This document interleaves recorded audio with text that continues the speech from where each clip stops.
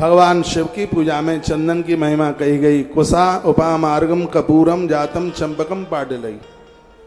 कुशा का आसन, कपूर आरती में, करवीर, करवीर कहते हैं कनेर का फूल। शिव को कनेर का फूल चढ़ाने से किसी का जादू टोना टोटका नहीं हो सकता। आज के समय में लोग अपने दुख से दुखी नहीं, दूसरों के सुख से ज्यादा परेशान है। स्त्री को कोई परेशान, मेडिकल कोई दिक्कत नहीं होती, लेकिन लोग उस नारी की कोख को बांध देते हैं, जिससे उसको औलाद नहीं होती, संतान नहीं होती। उसका एक उपाय इस ग्रंथ में, अकौआ का फूल आपने देखा हो, उसको ऐसे खोल दें तो उसमें से रुई जैसी निकलती है, समझ गए आप? आंख में से रुई। एक तो फूल होता है जैसे जो हॉर्न लगाए ऐसी उसकी शक्ल होती है, आगे से ऐसे पीछे से, तो उसका एक फूल तो ऐसा होता है आंख का फूल, लेकिन उसका एक रूप और होता है, वो ऊपर से बंद होता है, उसको जब खोलें तो उसमें से रुई निकलती है। उस रुई की बत्ती बनाकर उसको चमेली के तेल की जोत में या उसको अलसी के तेल में भी उसको लिया जाता है, उसकी जोत जलाई जावे तो किसी का किया गया कराया गया ये सब समाप्त हो जाता है। पूर्व की कथा में भी मैंने ऐसा निवेदन किया। कनेर का फूल भी, ये जादू टोना टोटका नहीं है, ये सब बातें यहां पर लिखी गई हैं। मंत्र पूर्वम प्रकृतव्याम पूजा सर्वफल प्रदा। किसी भी देवता की पूजा आप करते हैं, यदि आपके मुख से मंत्र ध्वनि होती है तो वह पूजा आपके लिए फलदायी हो जाती है। आप नारायण की पूजा कर रहे हैं, कुछ भी नहीं आता है तो ओम नमो भगवते वासुदेवाय बोलते रहिए। पूरी पूजा, पद्म पुराण में लिखा है कि नारायण की पूजा में फूल पत्तियां जो भी आप चढ़ाते हैं, तुलसी चढ़ाते हैं, चावल चढ़ाते हैं, जो भी कुछ आप चढ़ा रहे हैं, तो उसमें आप ओम नमो भगवते वासुदेवाय इस मंत्र का जप करते रहिए। शिव की पूजा आप कर रहे हैं तो ओम नमः शिवाय जपते रहिए। हर हर महादेव, हरिओम जपते रहिएगा।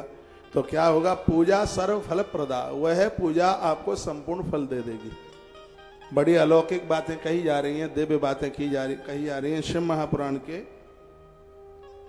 रुद्र संहिता के 11वें अध्याय को आप सुन रहे हैं। कल विद्येश्वर संहिता के आपने कई प्रसंग सुने। रुद्र संहिता भी अपने आप में बहुत अद्भुत है, बहुत दिव्य है और बहुत विशेष है। पाठ्यमानेन मंत्रेण तथा वांग्मयेन च रुद्रेण नील रुद्रेण सुशुक्लेन शुभेन च। भगवान शंकर के ऊपर नील कमल के फूल, कमल के फूल, पीले श्वेत फूल भगवान महादेव के ऊपर चढ़ते हैं। मृतंजयेन मंत्रेण तथा पंचाक्षरेण च रथांतरेण पुष्पेण सूक्तेन युक्तेन च। रुद्र सूक्त आता है, पुरुषूक्त आता है।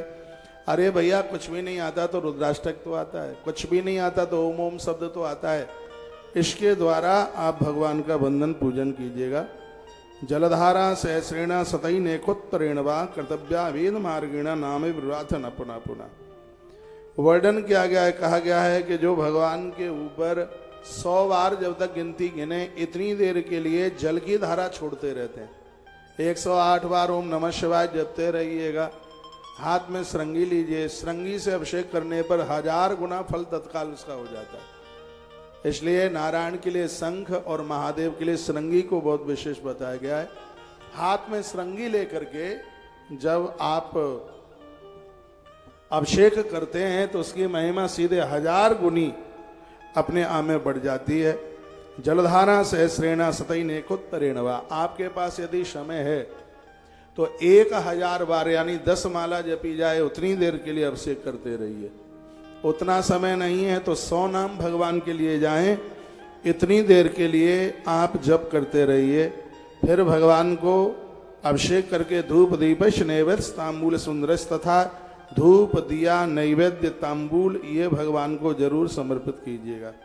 तरह तरह के फूलों से आप पुष्पांजलि कीजिए। पूजा में किसी भी प्रकार की त्रुटि रह गई है, व्यवस्था में वस्तुओं में कमी रह गई है, तो आरती के बाद एक फूल चढ़ाया जाता है, उसको पुष्पांजलि कहते हैं। शुरू में जब आरती होती है तो आरती के बाद पुष्पांजलि होती है। जब तक पुष्पांजलि का फूल ग्रंथ के ऊपर न चढ़ जाए तब तक मत बैठा करो, तब तक खड़े रहो, क्योंकि आरती पुष्पांजलि ये बैठ के नहीं होती, यज्ञ की पूर्णावती भी बैठ के नहीं होती, इसको खड़े होके ही किया जाता है। जब यहाँ पुष्पांजलि होती है, भाई अनुज थोड़ा इधर हो ना, थोड़ा पीछे, तो पुष्पांजलि में जहां पूजा में यदि कोई कमी रह गई, वस्तु की कमी रह गई, मंत्रों की कमी रह गई, तो लास्ट का जो फूल है उसे पुष्पांजलि का फूल कहते हैं। उसको समर्पित करने से पूजा में कोई कमी रह गई है उसकी पूर्ति हो जाती है। आरती 14 बार उतारी जाती है। आज मैं उसका एक विस्तार पूर्वक मैं निवेदन करूंगा।